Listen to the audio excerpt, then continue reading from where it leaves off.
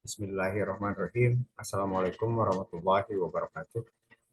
Yang saya banggakan anak-anak sekalian, untuk pertemuan hari ini kita akan mempelajari komposisi fungsi dan fungsi inverse. Nah, untuk materi sebelumnya dalam pembahasan ini kalian harus sudah menguasai materi prasyarat, yaitu kaitan apa yang disebut dengan komposisi. Baik, kita teruskan, kita lihat slide berikutnya.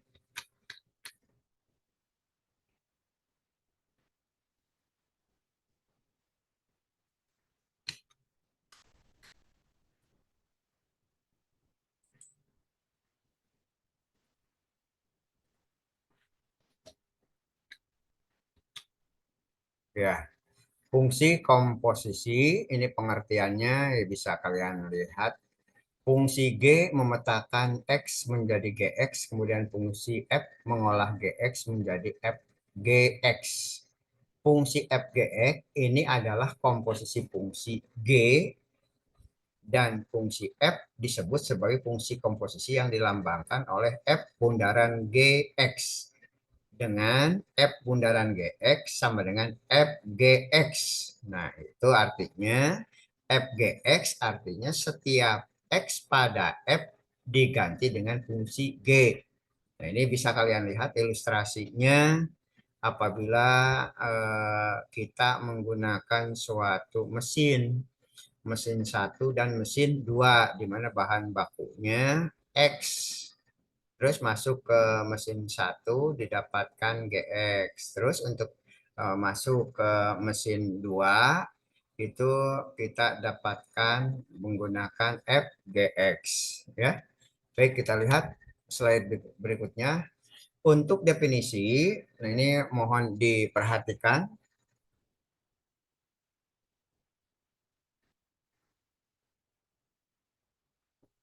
Misalkan diketahui fungsi G memetakan himpunan A ke himpunan B ditentukan dengan rumus GX. Kemudian fungsi F memetakan fungsi B ke fungsi C ditentukan dengan rumus Fx. Maka komposisi dari fungsi G dan fungsi F ditentukan oleh rumus fungsi komposisi F bundaran GX sama dengan FGX. Nah, ini tolong diperhatikan cara penulisan, juga arti dari notasi.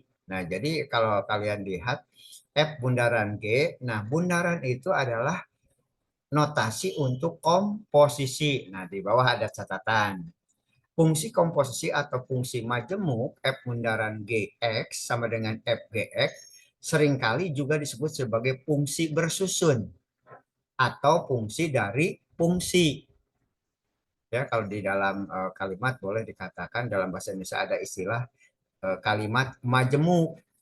Ya, jadi kalimat majemuk juga kan itu gabungan dari beberapa statement atau pernyataan tunggal. Nah, begitupun dalam fungsi majemuk.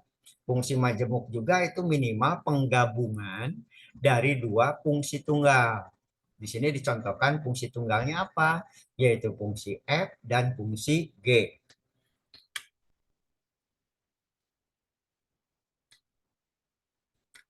Nah, di sini bisa kalian lihat ini yang tadi, terus yang kedua, nah ini yang ketiga. Nah, tolong dilihat juga secara keseluruhan. Misalkan diketahui fungsi-fungsi F memetakan A ke B, ditentukan dengan rumus Fx. Terus fungsi G memetakan himpunan B ke himpunan C, ditentukan dengan rumus Gx. Maka komposisi dari fungsi G dan fungsi F ditentukan oleh rumus fungsi komposisi. Nah, lihat penulisannya, jangan sampai salah.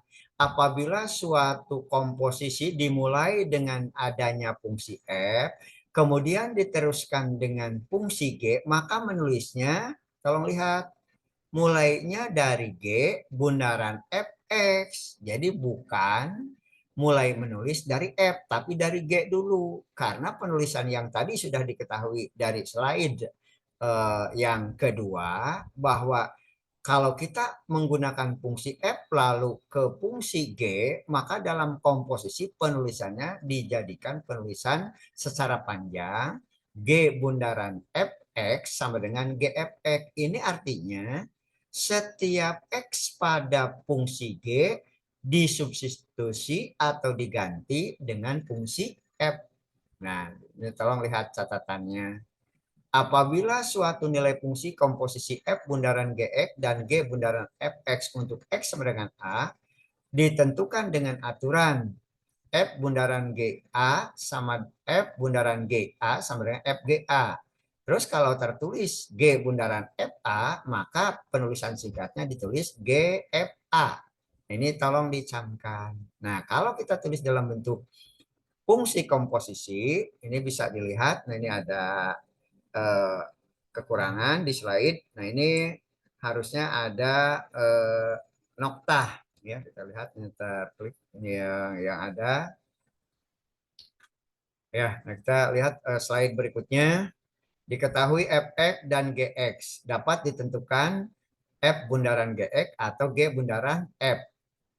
Ya, terus bentuk soal yang lainnya yang bisa dibentuk dari masalah komposisi fungsi. Nah, kalian bisa lihat di sini ada beberapa bentuk yang bisa nanti muncul di soal. Apabila diketahui Fx dan F bundaran Gx, itu yang pertama, maka bisa ditanyakan soalnya ditanyakan fungsi G.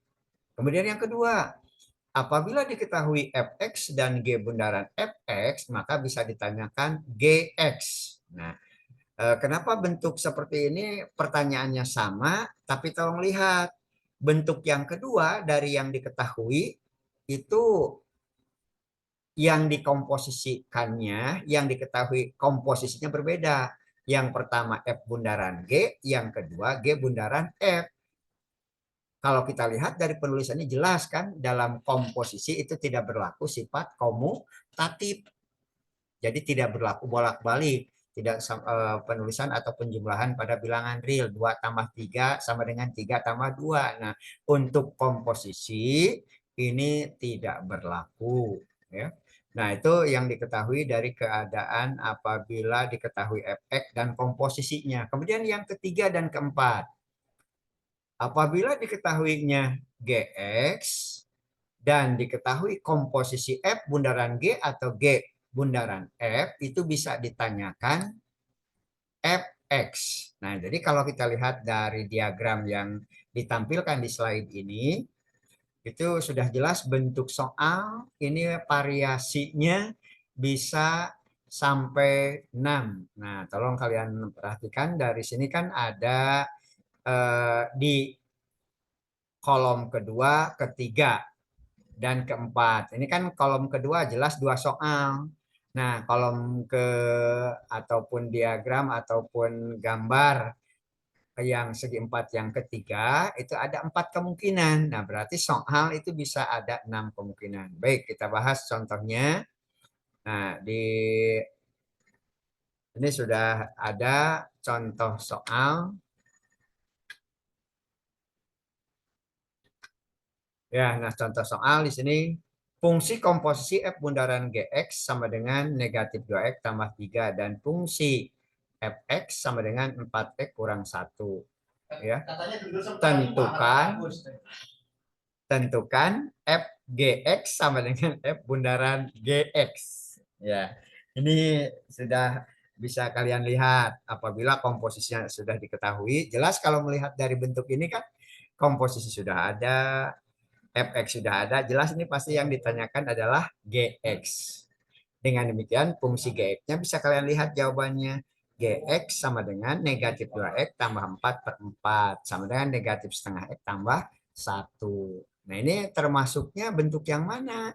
Ya, jelas ini bentuk soal yang apabila diketahui fungsi komposisi dan salah satu fungsi ditanyakan. Nah, itu bentuk soal mengenai fungsi komposisi. Nah, terus ini sifat-sifat komposisi fungsi sekilas saja kita bahas. Tadi sekilas sudah saya sampaikan bahwa untuk fungsi komposisi tidak berlaku sifat komutatif. Ini kumulatif ya, bolak-balik. Terus yang kedua berlaku sifat asosiatif. Yang ketiga ya, terdapat sebuah unsur identitas ya. Nah, itu untuk sifat-sifat. Nah, kemudian yang berikutnya fungsi inverse ya. Nah, fungsi inverse itu adalah sebuah fungsi yang didapatkan dari kebalikan dari sebuah fungsi. Lihat gambar. Nah, fungsi F itu dari A ke himpunan A ke himpunan B. Nah, apabila dibalikan dari himpunan B ke himpunan A, nah itu yang disebut inverse. Inverse fungsi F. Nah, itu notasinya F pangkat negatif 1. Nah, jadi kalian bisa membedakan bagaimana notasi untuk fungsi komposisi, bagaimana notasi untuk fungsi inverse ya, yaitu pangkat negatif 1 ya. Nah, untuk berikutnya lihat bagaimana menentukan rumus fungsi inverse. Nah, lihat definisi, ini sekilas lah definisi, misalkan F adalah sebuah fungsi bijektif, ya, satu dan lainnya. Terus kita rumus fungsi. Nah, ini cara-caranya bisa kalian lihat langkah-langkahnya. Apabila diketahui suatu fungsi F, maka fungsi F itu dimisalkan dengan Y dulu. Terus setelah didapatkan, kembalikan ke X kembali. Nah, baik, lebih jelasnya kita lihat contoh. Nah, contohnya, tentukan fungsi inverse dari fx sama dengan 3x tambah 6. Ya, jawab. Y sama dengan fx 3x tambah 6. Nah, tadi seperti yang saya sampaikan, fx misalkan dengan y. Nah, ini udah misalkan dengan y. Nah, langkah berikutnya, yang memuat variabel x, nah ini 3x pindahkan ke ruas kiri. Nah, ini tidak harusnya ditulis dulu 3x sama dengan Y kurang 6. Karena yang dituntut adalah X berarti 3 membagi ruas kanan atau ruas kanan dikalikan 1/3. Sehingga kita dapatkan ya X sama dengan 1/3 Y kurang 6. Nah, dari bentuk ini ganti kembali X dengan notasi dari inverse. Nah, ini yang didapat. Jadi, inverse dari fungsi F adalah 1/3 X kurang 6. Ya. Nah, itu cara mencari fungsi inverse salah satunya. Baiklah, anak-anak sekalian, untuk pertemuan hari ini dicukupkan sekian. Nah, untuk latihan, kalian bisa menggunakan buku sumber suplemen. Di akhir pertemuan ini saya sampaikan permohonan maaf apabila ada yang salah dalam penyampaian. Wabillahi taufiq wal hidayah. Wassalamualaikum warahmatullahi wabarakatuh.